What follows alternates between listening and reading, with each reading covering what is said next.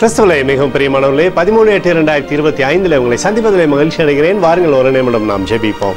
அன்பு தகப்பனே, இன்றைக்கும் என்னுடைய பாதுகாப்புக்காய் ஜெபிக்கும்படி என் தேவனுடைய சமூகத்தில் வருகிறேன். செல்லக்கூடிய இடத்துலெல்லாம் தேவ மகிமை இவரை சூழ்ந்து கொள்வதாக உங்களுடைய சமூகம் இவருக்கு முன்பதாய் கடந்து செல்லட்டும் அப்பா. வெற்றியை தருவீராக, கிருபையினாலே நிரப்பும்படியாய் ஜெபிக்கிறேன். தீமைகள் அணுகாதபடி வேலையடைங்கப்பா.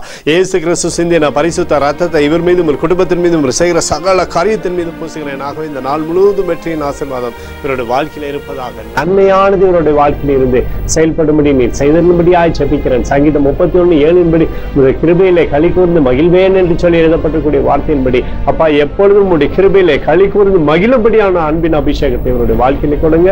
பேரை பெருமைப்படுத்துங்க. இயேசுவின் நாமத்திலே ஒப்புக்கொண்டு ஜெபிக்கிறேன் நல்ல பிதாவே, ஆமென். பிரியமான ஜெப பங்காளரை, ஒரு நிமிடம் நம்ம இந்திய தேசத்திற்காகவும் ஜெபிப்போம். அன்பு தகப்பனே, 13/8/2025 இந்திய தேசத்திற்காக ஜெபிக்கும்படியாய் உங்களுடைய சமூகத்தில் வருகிறேன்ப்பா. இந்திய தேசத்தை நீங்க ஆசீர்வதிக்கும்படியாய் ஜெபிக்கிறேன். ஆசீர்வதிங்க. தேசமானது நன்மையை பார்க்கும்படி நீ செய்தபடி ஜெபிக்கிறபடி, கோலும் கைத்தறியும் தேசத்தை தேற்றுவதாக முடியும். நிறைவானது தேசத்திலிருந்து செயல்படும்படி நீ செய்தபடி ஜெபிக்கிறேன். உடைய அற்புதத்தின் கரமப்பா தேசத்தில் இருப்பதாக ஜனங்கள் எல்லாரும் நன்மை பெறும்படி செய்யுங்க. எங்களுக்காக அடித்து நொறுக்கப்பட்டு கூடிய இயேசு கிறிஸ்துவும் அவர் சிந்தின வெளியேறப்பட்ட ரத்தத்தை வைத்து ஒப்புக்கொள்கிறேன். அத்தோடு இந்திய தேசத்தில் எழுப்பதில்லை தரும்படியாய் சொல்கிறோம். எழுப்பதில்லை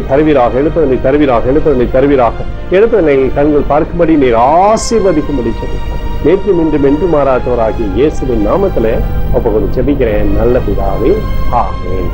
பிரியமான ஜெப பங்காளரே, அனைத்து நம்மளுடைய ஜெபத்தை கேட்டிருக்காரு. இந்த நாள் முழுவதும் கர்த்தராகிய இயேசு கிறிஸ்துவுக்குள் நீங்கள் வளரும்படி இந்த வாழ்க்கையை ஆசீர்வதிக்கிறேன். ஆமென்.